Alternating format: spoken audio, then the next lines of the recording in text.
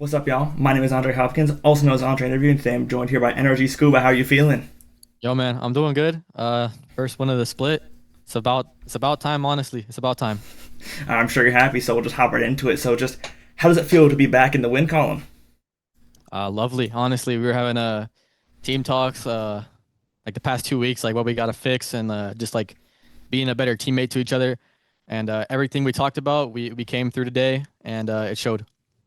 What do you think caused the kind of rough start? But you guys, obviously recovered today. What do you think kind of caused that rough get out the gate?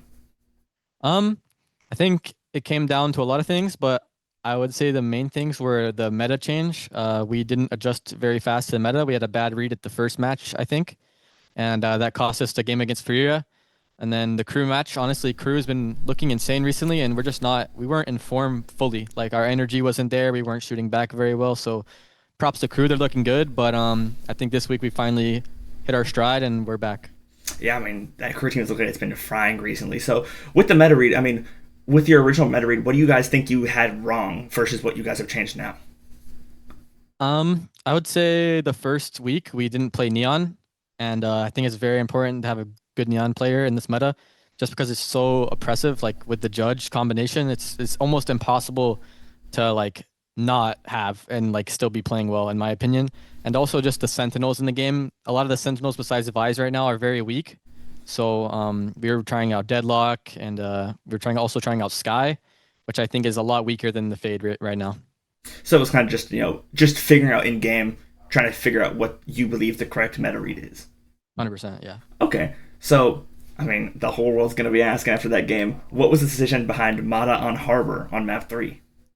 Um, it's just what we've been practicing. That's our breeze comp. We think it's the best comp on the map right now, and he's been begging Bonkar to get off duelist for the longest time for no reason. It makes me so mad every time he's like, bro, let me play Harbor, let me play this, let me play this. We're like, bro, stay on your duelist.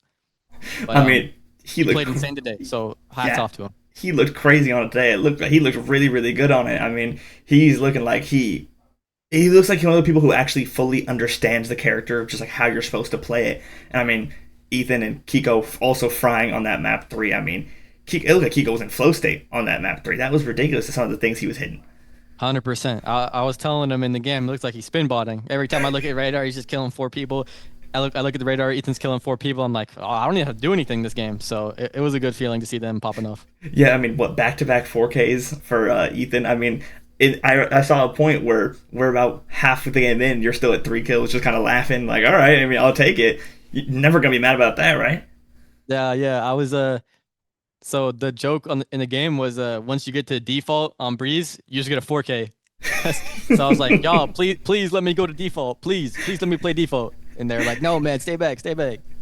They're trying to hold you down. You gotta stay watching flank. This is whack. We're gonna get you some justice soon, all right? We're I gonna hope get you so. some. We're gonna get you out I there, all hope right? so. So on that Lotus comp that 100 Thieves pulled out, NBS led teams like TSM has played that before. Did you guys expect that at all, or was it kind of just you went to the lobby playing your own comp, just being ready for whatever? Their comp was a complete curveball to us. We did not expect that at all, honestly. But like I said earlier, like the main thing for us the past 2 weeks has been like focusing on us and what we want to do. So we didn't really come into the game with too much prep on them or like anti-strat. It was more just like making sure we're doing stuff right. And well, it yeah, I don't know. The Sage comp was crazy. I did not expect it. Yeah, because I've seen sometimes before. I was looking around. He's played it before back on a TSM. They had the same kind of composition. So yeah, it's very off the wall, double senti with Sage, Vise. You said you guys are more focused on yourself. When you are doing a game plan like that, just kind of being focused on yourself. So just the other conflict doesn't affect you at all. You're not even thinking about it. Um, I don't know about like fully that's true. Definitely it's just like, okay, we're gonna do this and we're gonna do our rounds and not much is gonna change. But when they change like to a completely like different comp like that with no Viper, they play a Vise, a Sage, like you obviously have to adapt on the fly a little bit. So it's just more about adapting on the fly instead of like changing our set game plan really. Okay. So earlier you were talking about the meta read and just trying to figure out what the meta is. We've seen a lot of Phoenix. Like he had a kind of surprising meteoric rise in stage one. Is there a reason we haven't seen you guys pull that out during the stage? Um, Thinking what to say here. We just haven't played the maps that Phoenix are good on in our opinion. So I'm sure if we play a map that Phoenix is insane on, like maybe I'm not gonna say that actually. Yeah, maybe if we get a good map, we'll play Phoenix. Can't leak it. Can't leak it. Okay. Yeah, it was kind of surprising to me just seeing how much he's played now. So many teams are picking up Phoenix in this meta just because of the I presume just the waylay nerfs kind of coming out of nowhere for most teams. Okay. So how do you feel going into your upcoming game against Evil Geniuses? I'm feeling good. First one's out of the way.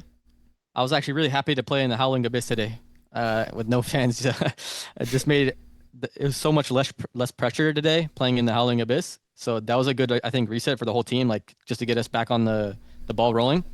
And so I'm looking forward to next week. Okay, okay. I also wanted to ask a little bit about this too. So we recently saw the announcement of Mitch joining the team as assistant coach. Even though he's only been on the team officially for a little bit, has he provided anything to the team up to this point? Oh yeah, honestly, he's provided a lot to us.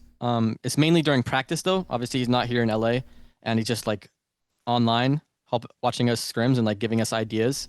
So he's had a really big impact. Like coming from an ex-player, he could like breaks down the rounds for us. Like you guys are doing this, and the enemy team is thinking this. Things like that. It's like to have an assistant coach who actually like truly understands like these concepts because he's an ex-pro. It just makes it a lot easier for us to like do like review on ourselves, I guess you could say. So it's like a different perspective and from coaching wise between ex players and people who have just been coaches. Yeah, I would say so.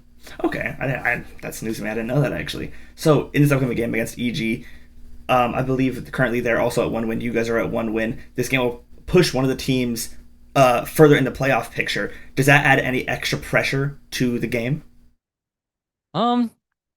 Honestly, I think us as a team, we don't let pressure affect us very like often at NRG. So I think we're chilling on that factor.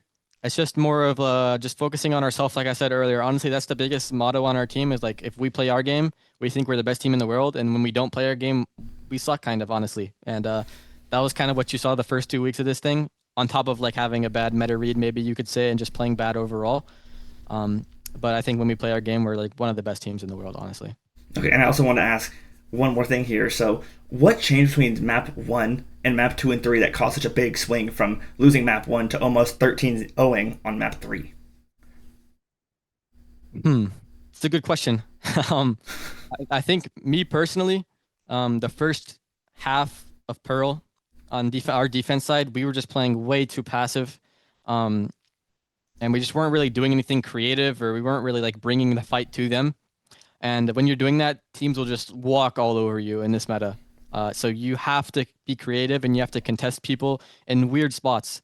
And once we started doing that, we started coming back on Pearl, and we started finding confidence in our own plays and started doing like riskier plays and just like making the game harder for them. And so we just kept on that energy throughout the rest of the BO3, and it really set us up for success. Because towards the end of one of the rounds, we heard Ethan said something along the lines of like, we just got to do something random, just kind of pull out something. Did you guys kind of like take that idea into maps 2 and 3, just trying to change it up? Yeah, I would say so. During Pearl, like once we were down 1-9, we're like, all right, guys, let's just do something. Like let's just pick something out of a hat and just do it, because nothing was working for us, honestly. Like we were doing all of our setups, we were doing ult rounds, nothing was working. So it's like, you know what, nothing's working. Let's just go out with a bang, honestly. And that was kind of just our motto for the rest of the game, and ended up working for us. All right, and then do you have any last words for the NRG fan base? We broke the champs curse, I guess. Maybe. I hope. Hopefully. One could hope. And I hope you guys can bring Keiko home to Masters London. Hope to see him playing in front of his home crowd. Hope to see that. Most definitely. I mean, does that add any extra like pressure to the London push? I don't think so. Not for me at least. Maybe for people on the team is different. But I think just taking it day by day and match by match, and we'll find out. We've got to make playoffs first. All right. Well, good luck on that push, and I hope to see you guys keep performing at this level. And good luck in your next game. Appreciate you, boss. Thank you. Have a good one. You too. You too.